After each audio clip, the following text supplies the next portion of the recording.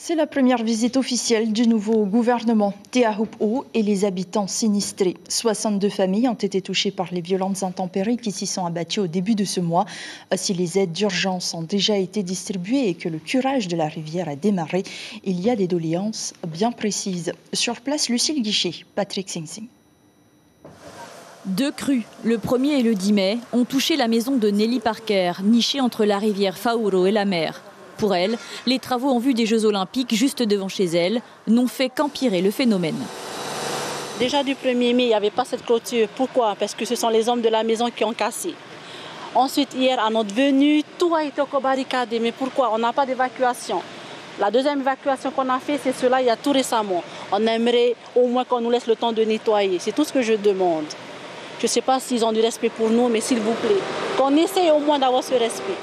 Dans la salle de sport de Teahupo'o, Nelly et une trentaine de sinistrés se retrouvent face au nouveau ministre. Ici, au milieu des dons rassemblés, la petite délégation gouvernementale répond aux doléances des habitants du bout de la route. Ce qui les inquiète aujourd'hui, c'est si tous les véhicules qui ont été inondés et qu'ils ne démarrent plus, parce qu'il y a des pièces qui sont mouillées et que ce sont des pièces électroniques qui coûtent cher.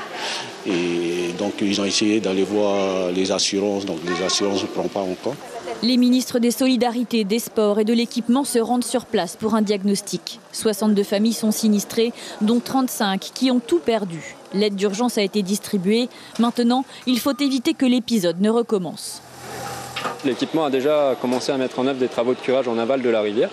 Dans 15 jours, des travaux de curage vont commencer également en amont pour compléter ce curage. Et une fois que ça sera fait, on pourra éviter en fait, les intempéries, ou plutôt les événements qui ont eu lieu il y a quelques semaines.